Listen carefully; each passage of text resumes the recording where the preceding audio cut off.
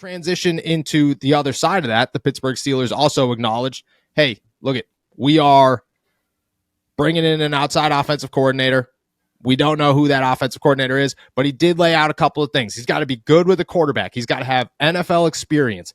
He's got to have the capability or the understanding, the resume to develop a young quarterback. Kenny Pickett will be considered in the hiring process because of where they want to go with that quarterback situation. And then the people who are hiring them, obviously, Omar Khan, Art Rooney, and Mike Tomlin, which I don't think anybody's going to be excited that Mike Tomlin's considered in that group, but I think you have to put your head coach in that group no matter what. To just go outside and to have that layout, it just kind of, from the surface, sounds like maybe they are going to shoot for the stars a little bit on guys outside of this organization. They're done playing around with, maybe this offensive coordinator will work. Yeah, definitely. And I think it's reflective of, and I mean, we were talking about this before we got on, it was a pretty refreshing, press conference from Mike Tomlin. It felt like he was introspective and honest. He was funny at times. Like there was just a lot going on. I think Mike Tomlin, understands that there's a little bit more pressure than there maybe was before, and I think he feels that a little bit personally. And so I think that he's willing to, I think when people feel pressure, they're willing to get outside of the box a little bit. They're able to kind of open their mind a little bit, think about how things could be different. And I think this is a reflection of that. Just go like swinging for the fences a little bit with an offensive coordinator hire. Just, I mean, this is kind of not the epitome of not living in your fears, but it's a little bit of a risk, like he's really going to try to bring in someone that, I think is a little different from what they've had in the past. Someone who is going to not just like develop someone, but also kind of push the reaches of kind of innovation and be a little bit more forward thinking than Steelers offensive coordinators of the past have been. So, it's not necessarily pushing all your chips in right now, but it's taking a little bit of a risk and looking at some of these brighter stars that, could eventually be like head coaching candidates down the road or something like that. But I think Mike Tomlin acknowledges kind of the urgency of the situation, saying we need someone really good and we need them right now. Exactly. I like that you brought up the pressure because I don't think that pressure is coming from Art Rooney. I don't think that pressure is coming from the Pittsburgh Steelers. I think it's coming from Mike Tomlin. I think he is understanding that his narrative is becoming negative. I think he's understanding that he's losing the city. I think that he's understanding that he's letting a lot of people down. And I don't think he wants to do that. Like, I don't think Mike Tomlin is a guy who's just ignoring the fan base and ignoring everybody going, man, who cares what you think? I think he genuinely wants to win for this city. He genuinely wants to win for this team. I think he understands that he's letting guys like Cam Hayward and TJ Watt, Minkah Fitzpatrick down on a yearly basis. And he wants to change that. And I think that's where the pressure builds, and that's where the shift in how you handle your business will change to follow it. Is, look, I have only gotten us this far. I haven't been able to get us here. I need to get us here. How do I change to get us here? And I think that's where he's starting to acknowledge his faults, which is huge. And OC has always been his biggest fault. So I think that is a big acknowledgement by the head coach. Obviously, people are going to ask for candidates. There will be plenty more that surface over the next couple of weeks, and especially as more teams are eliminated from the playoffs. But an early big board, you got one or two guys for the Pittsburgh Steelers that you think should be on their list, could be on their list as they start interviewing and looking for new offensive coordinators? Yeah, I've got a couple, and I'll start with, I think one of them you and I kind of agree is one of the, probably should be the top name on the list, but I'll start with the one that maybe is flying a little bit under the radar more, and that's Shane Waldron. He's the offensive coordinator for the Seahawks right now, just has extensive experience kind of under Sean McVay as well, comes from that tree.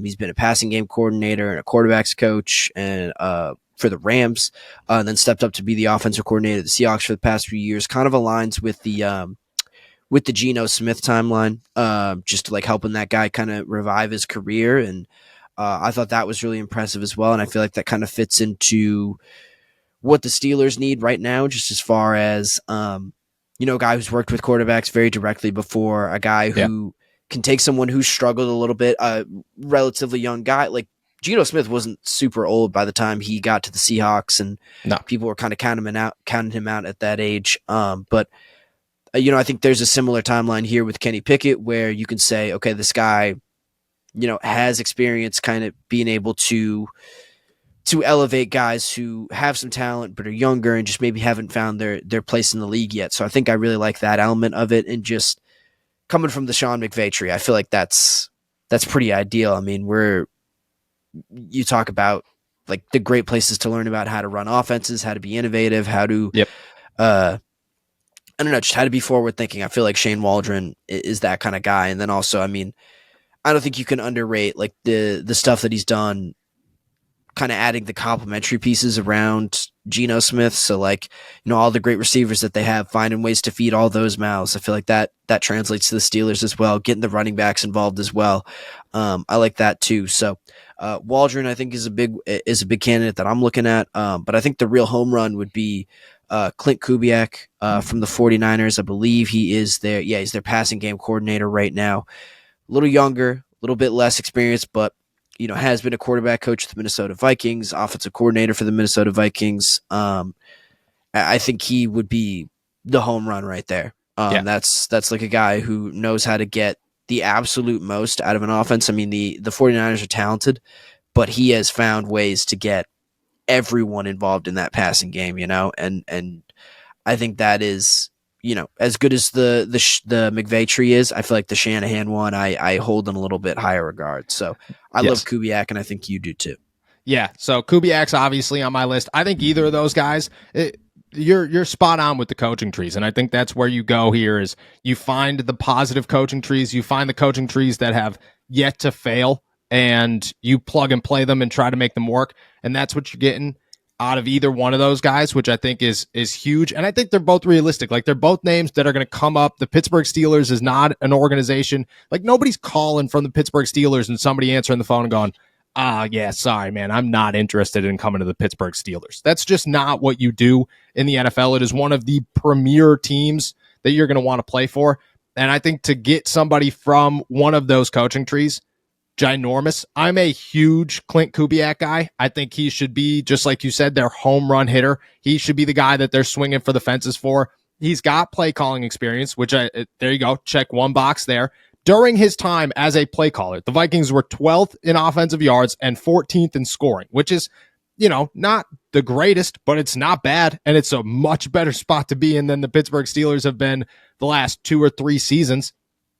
I think he is the next branch, what he has been able to do with a guy like Brock Purdy. And you could say whatever you want. Brock Purdy was overlooked. But look, 32 teams did not overlook Brock Purdy for 7 rounds of the draft. That's just not how that happened. There was development from when he landed in San Francisco until where he is now. And obviously, Clint Kubiak has been a major part of that and a major part of that growth. On top of that, every time you talk about the Pittsburgh Steelers and what they are doing wrong on offense, there is always a comparison to the Kyle Shanahan offense. Oh, the Pittsburgh Steelers aren't using the middle of the field. They should start utilizing this like Kyle Shanahan does with the 49ers. Or, oh, that was a fantastic play by the Pittsburgh Steelers. It looked like this, which Kyle Shanahan does with the 49ers. Oh, his use of the running game. Oh, his use of Deebo Samuels. Oh, his use of George Kittle. Like, there are all these pieces that the Pittsburgh Steelers would love to have, and the comparisons are already there all the time on what they're looking for and what they do right. I think that's the final piece of the Kyle Shanahan coaching tree right now, at least, that people are going to be looking at.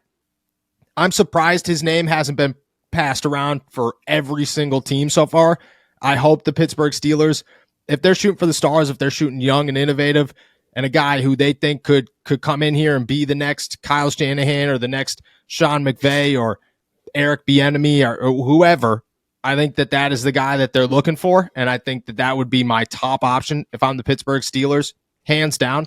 I think a realistic option, if I had to go home run hitter and then somebody that I think could end up in Pittsburgh that I still think is a good move for the Pittsburgh Steelers, is Pep Hamilton, former Houston Texans offensive coordinator, former Indianapolis Colts offensive coordinator. I mean, this guy's resume isn't bad. Houston, but Houston as a whole over the last couple of years has not been phenomenal. The last time he was an offensive coordinator, Davis Mills was his quarterback, and like, yeah, okay, look at, maybe he could have did more with that, but I think he did a lot with Davis Mills. I think there were times where people were like, Davis Mills might be a guy. And I'm like, yeah. Is he? Maybe. I think that he didn't look terrible in Houston during his time in Houston. As a quarterbacks coach for the Los Angeles Chargers a couple years ago, Justin Herbert won Rookie of the Year. Huge. I don't think Justin Herbert has been, I mean, Justin Herbert's phenomenal. I don't think he's been as good as he was as a rookie. And I think that having a guy like Pep Hamilton definitely helped. And then when he was with the Colts as an OC earlier in his career, Andrew Luck's throwing for 40 touchdown passes in a season. That's what you're looking for if you're the Pittsburgh Steelers. Who cares about anything else? Look at the quarterback situation. Look at the quarterback play. Look at how you utilize these guys. That's who you're looking for. I think Pep Hamilton's a name. I don't think it's going to excite people as much as a guy like Clint Kubiak, and I'm still head and shoulders for Clint Kubiak. I think Pep Hamilton's a name that people could realistically expect the Pittsburgh Steelers bring in an interview.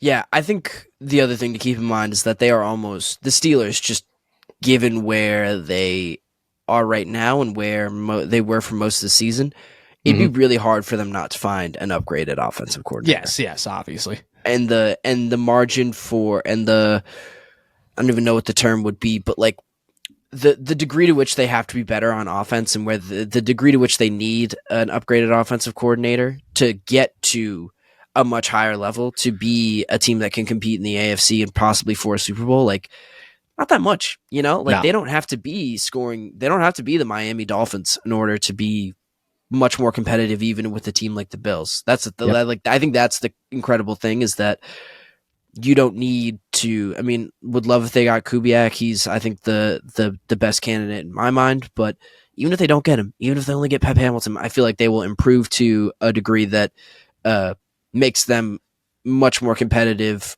in kind of a macro scale, like for to make a deep run in the playoffs. Just kind of as opposed, because we saw how far they got with, you know, such a low bar on offense this season. Yes, exactly. You all you're looking for is, I mean, you're looking for a home run hitter. You're looking for the dude. You're looking for a stud. You're looking for a guy who lasts 2 years before everybody's calling, hey, this guy's going to be the next head coach in the NFL. It like, if you could get a capable offensive coordinator to Pittsburgh Steelers, which they should not hold their bar that low, but if we're going to be realistic about a situation very early in the situation, you get an offensive coordinator that's capable, that knows how to call plays, that has had success in the NFL. Just like you said, just imagine how good this team could have been and where they could have gone, because they're a 10-7 team with 2 offensive coordinators because they fired one of them. The other one that they hired doesn't know how to be an offensive coordinator, so they had to use their quarterback's coach to call plays in the middle of a game. I mean, the wildest situation, and to go up from there, I think, is obviously an upgrade. I agree with you 100%.